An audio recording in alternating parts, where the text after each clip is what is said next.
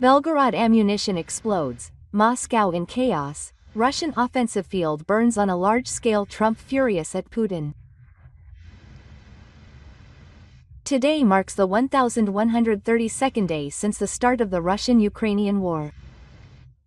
We are facing a shocking reality like never before. According to the latest election report, Russian military casualties have reached 915,000, and 3,000 new soldiers advanced just yesterday. This figure is unprecedented in modern warfare and has not been seen in any conflict since World War II. For reference, about 15,000 soldiers died in the Soviet Union's invasion of Afghanistan from 1979 to 1988.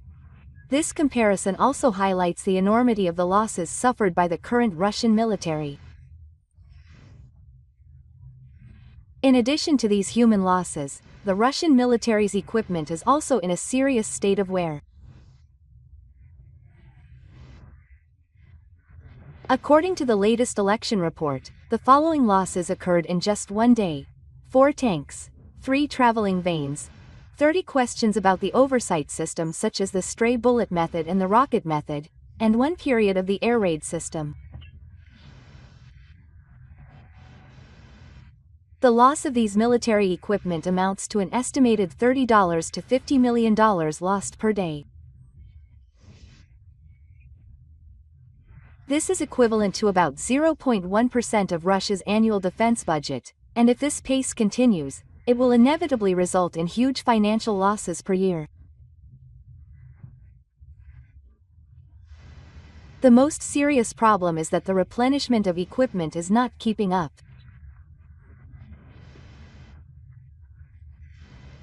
According to the latest data, Russia's tank repair production capacity was 120 to 150 tanks per month as of 2022, but by 2025 it has dropped sharply to just 25 to 30 tanks per month.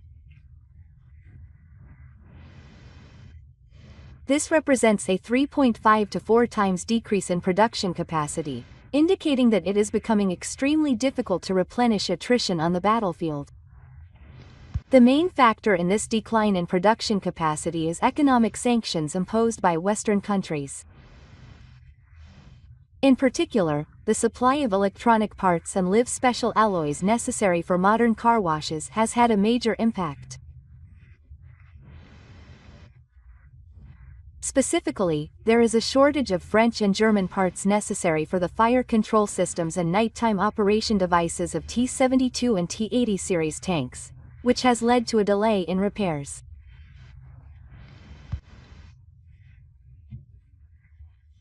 According to an internal document from the Russian Ministry of Defense, if the current pace of attrition continues, the stock of repairable tanks will be completely depleted by 2026. The average age of the vehicles already in use on the front line is over 35 years old, and many are old models manufactured in the 1980s.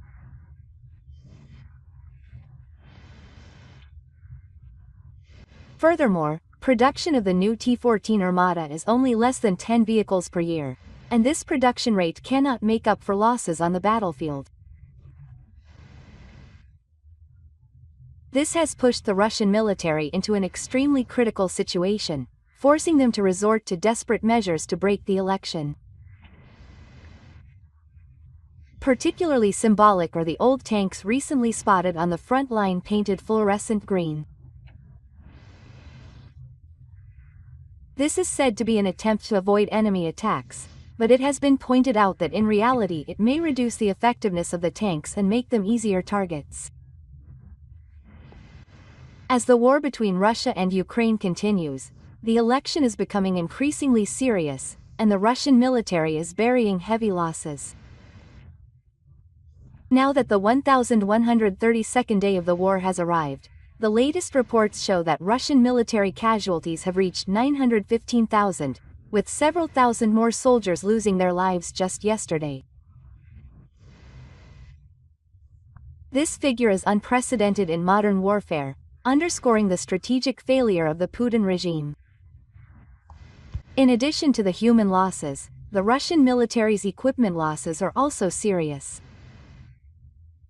According to reports, 4 tanks, 3 running transformers, 30 units of the naval force system, and 1 unit of the Air Force system were destroyed in just one day.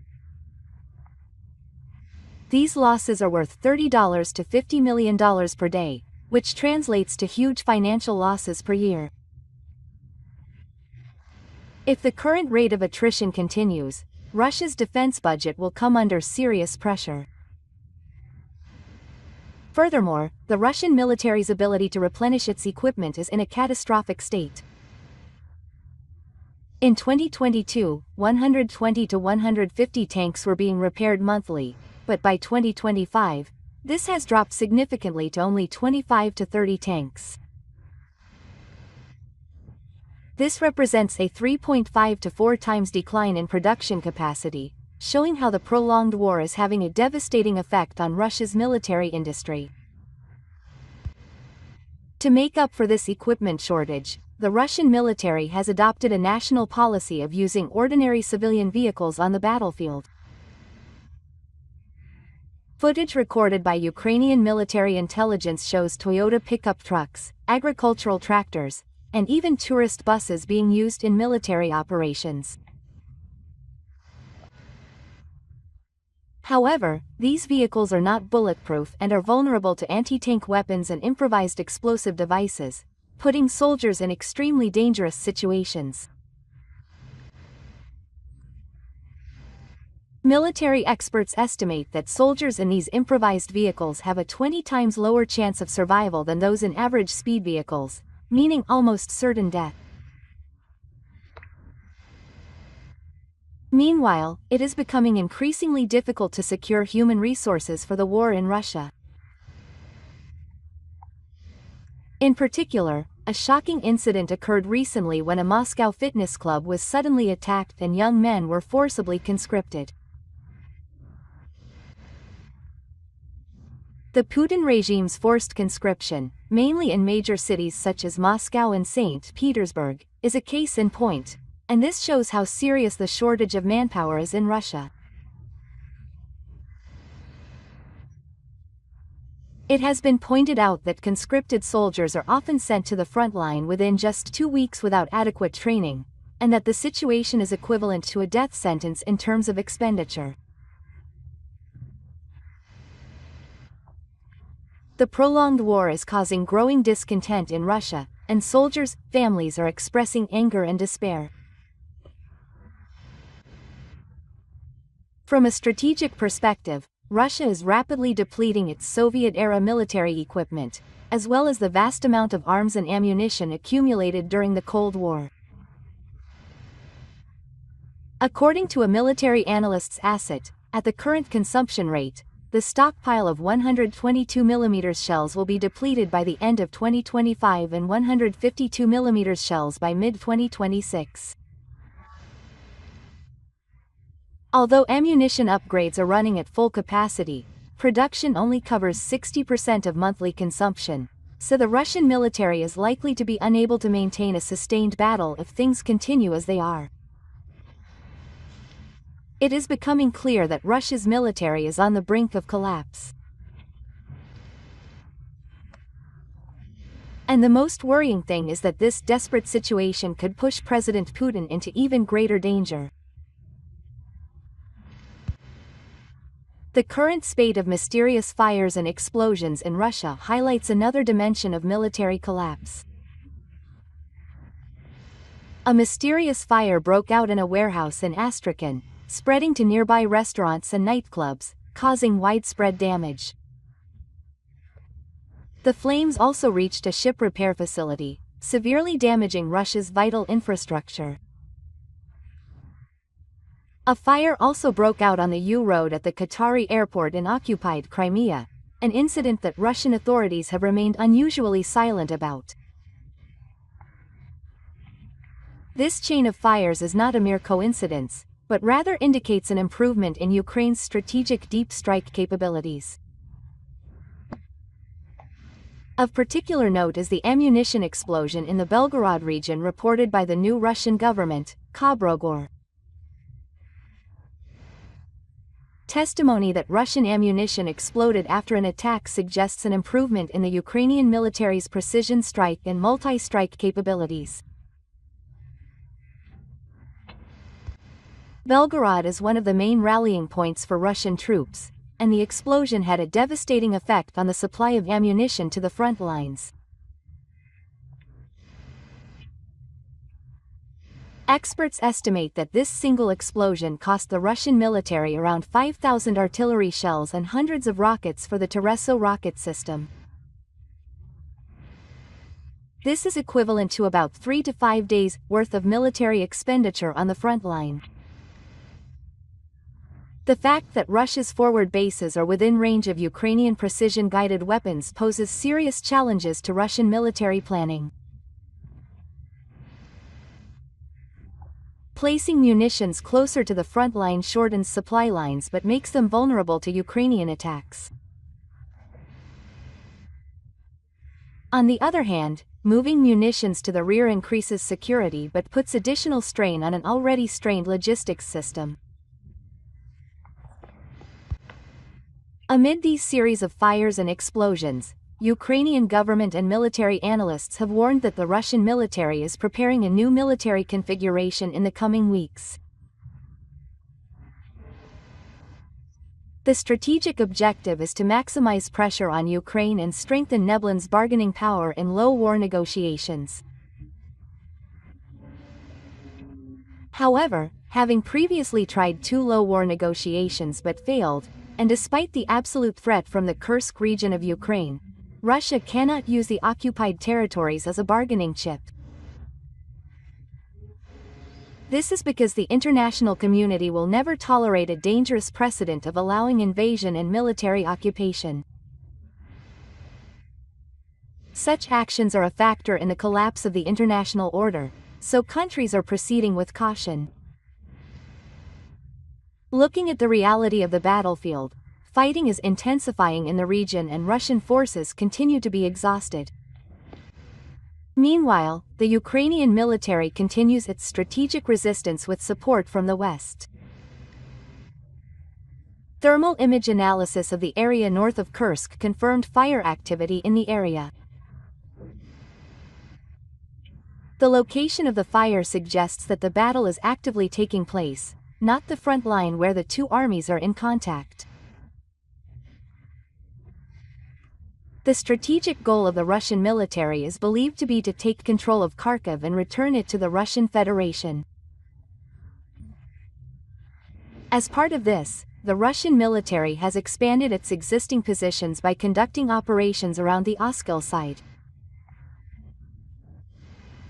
However, the area has the problem that there are almost no strategically important cities or railways for tens of kilometers, limiting the direct benefits of occupation.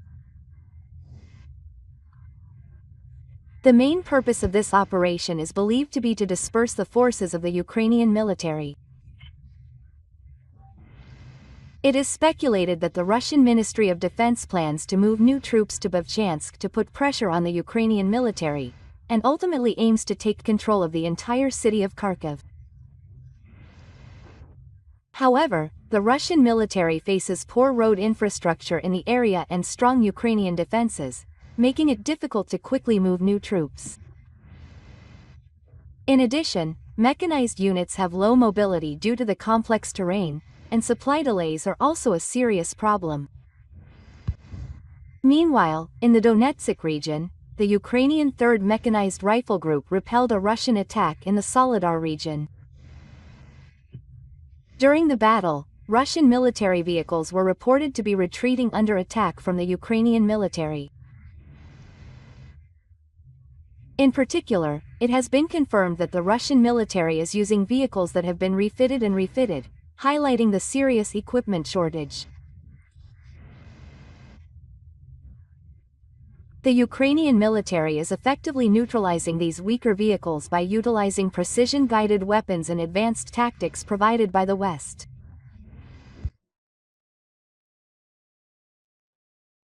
The Ukrainian government has advised cities to stockpile 72 hours' worth of supplies in case of threats or crises.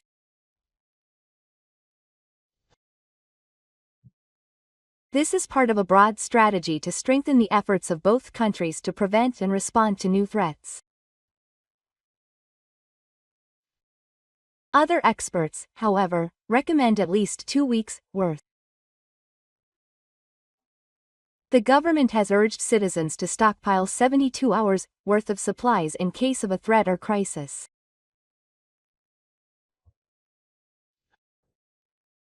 According to the Ukrainian government, this is part of a broad strategy to strengthen efforts to prevent and respond to new threats in Europe. The call does not specifically refer to the Ukrainian war.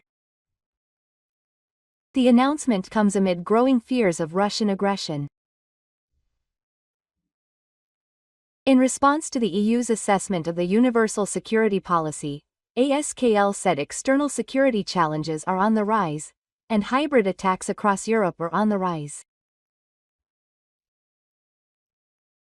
The strategy to deal with this is based on international military cooperation to ensure emergency preparedness and ensure essential services such as hospitals and communications. The most eye-catching aspect of the EU's approach to at least 450 million people is the advice that everyone should have emergency stockpiles. But what to stockpile?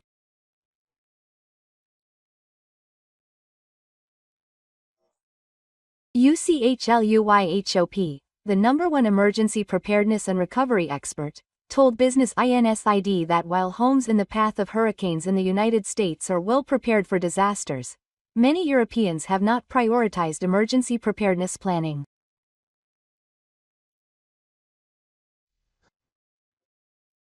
The problem is that for 7 years many countries have recommended a 72-hour stockpile, which is not enough to deal with anything other than short-term severe weather and minor electrical events, East Hawk points out.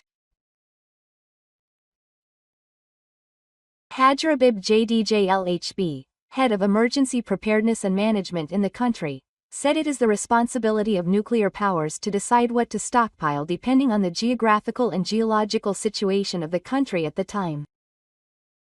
Professor Ilan Kurma, who studies disasters and health at University College London, explained to Business NSR that it is fundamental to have enough water in case of a major emergency, not only for drinking but also for washing, toileting, and other uses.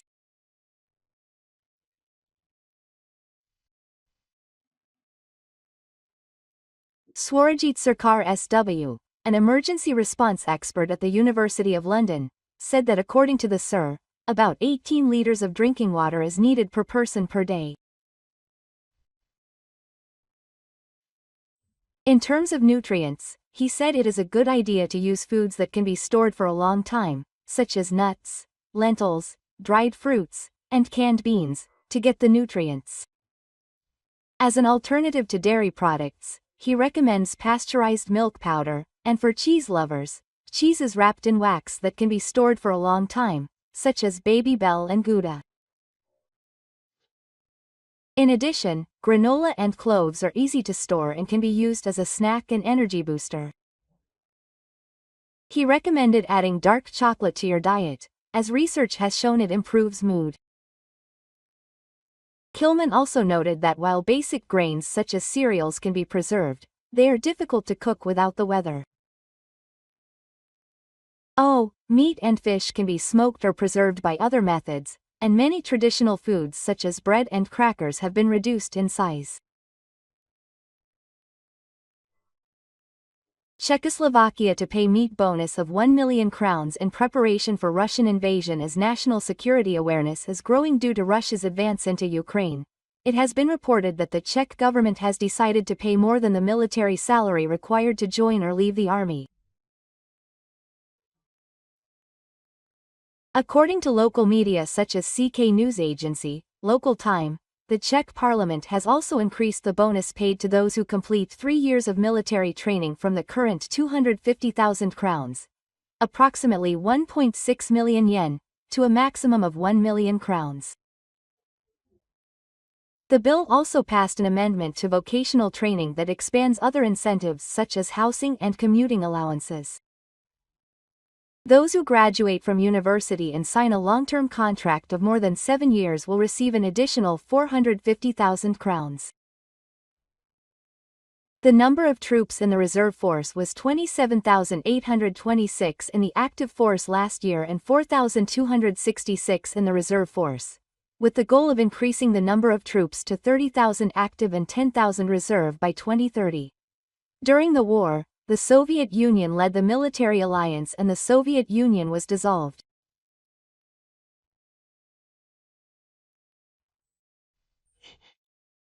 In 1999, the Soviet Union joined the Treaty Organization and abolished the Treaty Organization in 2004.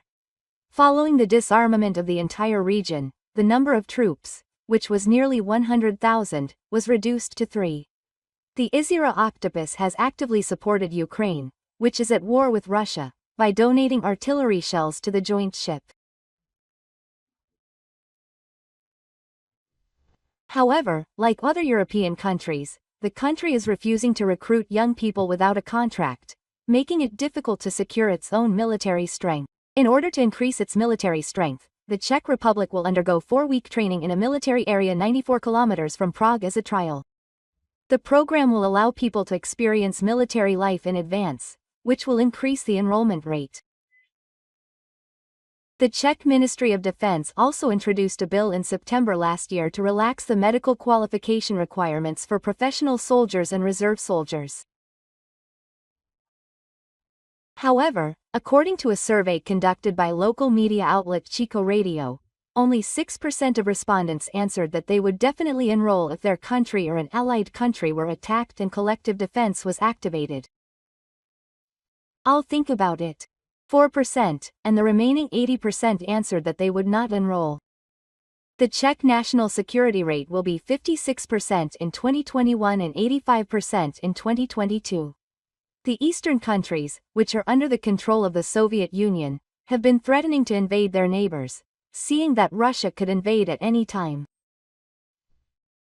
Czech National Defense Agency Kopichik said that the possibility of a Russian invasion within the next few years has not been ruled out, and that if Russia attacks, it is necessary to secure a certain number of troops to counter it. General Levka, head of the military, said that unless the problem of a shortage of human resources within the military is solved, it will be impossible to maintain peace and suppress potential attacks. He said that even if equipment is modernized, it will not do anything without modernization, and explained that increasing the military is an urgent task. As security awareness grows in the Ukraine advancing nation, it has been reported that the Czech government has decided to pay over 60 million yen in compensation to those who join or leave the military. According to local media such as Sky News CTK, the Czech parliament has raised the compensation paid in one lump sum upon completion of 3 months of military training from the current 20 crowns, 1.6 million yen, to a maximum of 1 million crowns. However, it passed a bill to amend the professional military law, which expands other incentives such as housing and commuting allowances. Those who graduate from university and sign a long-term contract of 7 years or more can receive an additional 450,000 crowns. As of last year, the Czech military had 26 veterans and 426 reserves, and the government has set a goal of increasing the number of troops to 30,000 active and 10,000 reserves by 2030. During the Cold War, the Czech Republic belonged to the Military Transparent Treaty Organization led by the Soviet Union. Following the sudden dissolution of the Soviet Union, the Czechoslovak Federation Council joined the Treaty Organization of Japan in 1999 and the abolition of the Soviet Union in 2004, and the previous disarmament, the Czechoslovak Federation Council's military strength, which was nearly 100,000 in 1993, has been reduced to 30%. Since the end of the war with Russia, the countries of the Czechoslovak Federation have actively supported the country, such as by donating artillery shells. However, as with other European countries, young people of the age group are avoiding joining the military, making it difficult to secure the necessary military strength. In order to increase the rate of native soldiers, a program has been started in which soldiers undergo training for 4 weeks in a military area 94 kilometers away from the capital, allowing them to experience the training in advance, and increasing the number of soldiers. In addition, the Czech Ministry of Defense introduced a bill in September last year to relax the medical qualification requirements for veterans and reserve soldiers. However, according to the results of a survey conducted by local media outlet Shiki Radio, when asked whether they would join or leave the military if their own country or an allied country were attacked and the collective defense clause was activated, only 6% of respondents answered that they would definitely join. Only 14% said they would think about it, while the remaining 80% said they would not join or leave. The Czech Republic's maternal rate is at 56% in 2021 and 85% in 2022. The eastern country, which was under Soviet rule, remains on edge as it believes that Russia could invade at any time. Constitutional Defense Minister Kopik said the possibility of a Russian invasion within the next few years has not been ruled out, and that it is necessary to secure a certain amount of troops in case Russia attacks. A Czech military general, General Doc Su, said that unless the manpower shortage problem within the military is resolved, it will be impossible to maintain peace and improve the situation of potential enemies. Modernizing equipment will do nothing if there is no incursion, he said, explaining that increasing the maternal rate is an urgent task.